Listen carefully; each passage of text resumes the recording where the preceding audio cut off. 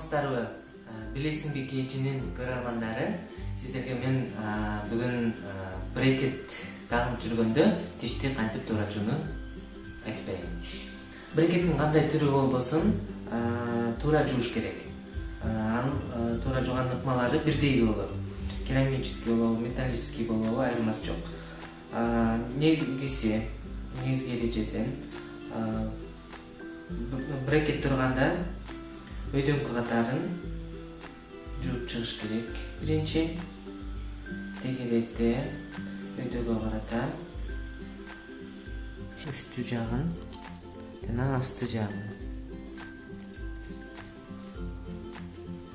Брекет ошону тишти экиге бөлүп калат да, ошон үчүн үстү жагын отдельно, асты жагын отдельно жууш керек.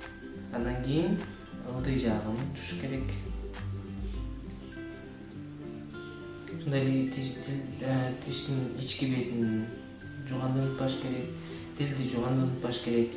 Брекет тагып жүргөндө обычный зубный щетка менен тиштерди толугу менен таза жууганга ылайыктуу болбойгон.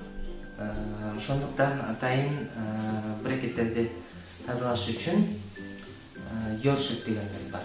Атайын щеткалары болот. Ошолор менен колдонсо болот. Мындай менен тиштин жана эки брекеттин ортолорун тазалап жууса болот. Жууш керек. Ар бир брекеттин ортолорун ушинтип жууп чыгыш керек. Астын, үстүн.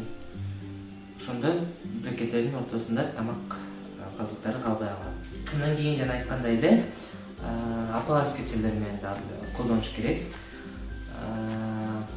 Эң негизгиси брекет тагып жүргөндө тамак ичкен сайын тиштерди жууп туруш керек.